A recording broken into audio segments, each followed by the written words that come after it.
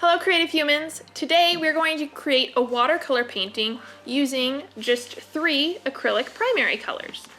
As you can see, it works very similar to traditional tube watercolors, so stay tuned. So here I have an acrylic watercolor painting. Now, acrylic paints are a man-made paint, and they're typically very opaque, meaning they're not transparent or meant to be watered down like watercolors. But we are going to use them in place of watercolors for our next painting. My husband prefers this method because acrylics are meant to be painted on canvas or really thick material, also can be on wood. They are staining, which works really nice. My husband actually creates watercolor paintings on canvas with acrylics. He just lays them flat while he's painting rather than using an easel. So if you don't have traditional watercolors, you can use acrylics in its place. All of this was created with acrylics. You're gonna mix them the same way. You're just going to dilute them like your typical tube watercolors. So here I have a little ocean scene. I'll sample, or I'll show you just a sample today. I'm not going to paint the entire thing, just so you guys can get a feel for how to use acrylics in substitution for traditional watercolors. So here I have just a dab of acrylic blue and a dab of acrylic red. I'm gonna take my eyedropper. You can use just clean water. You don't need to use an eyedropper. It just helps whenever you're diluting color. You don't have to keep going back in, dirtying up your water, rinsing your brush. So I use an eyedropper. So what I'm gonna do is I'm going to break up that acrylic.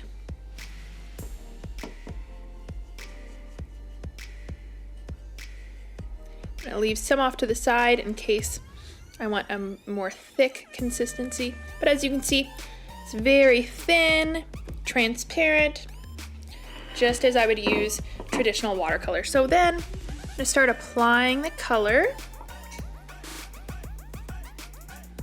You can water it down, add more water for a thinner consistency.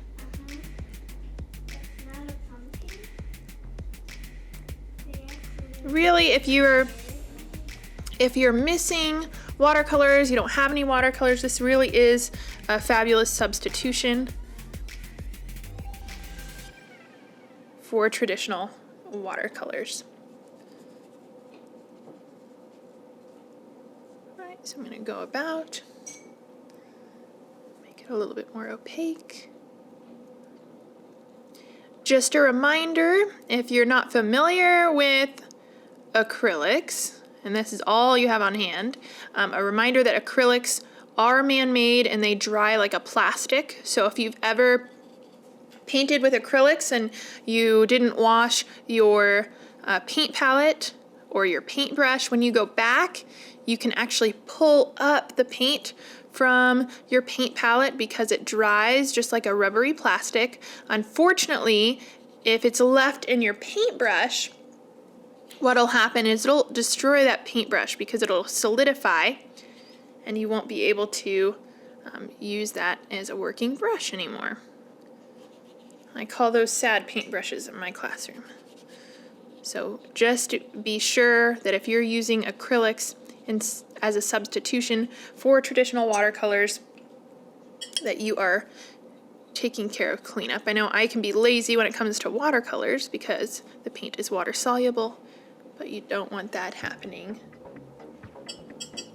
with acrylics. So I'm just going back in and I'm dropping in some nice rich color, adding a few values. You can see this is working just like watercolors. Before you add too many details, you want to make sure things dry. A lot of people tend to rush watercolor because they want it to get get done all in one go, and you can't do that with watercolor. You have to wait for the paper to dry.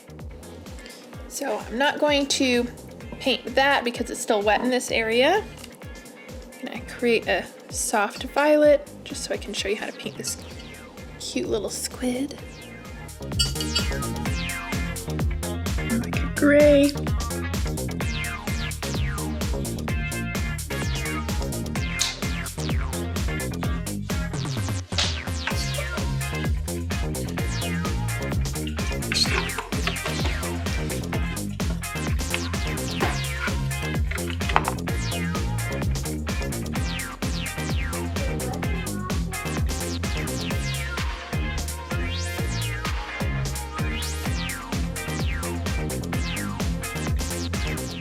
If I were painting this all in one go and not for a demo, I would have painted the water all at the same time. That way it's nice and consistent. You just want to remember that when you're working with a painting or paint in a diluted state, that it is going to cool and dry in an unpredictable manner, because the water settles as you work. So there you have it, acrylic watercolors. It's a great substitution if you don't have the real thing.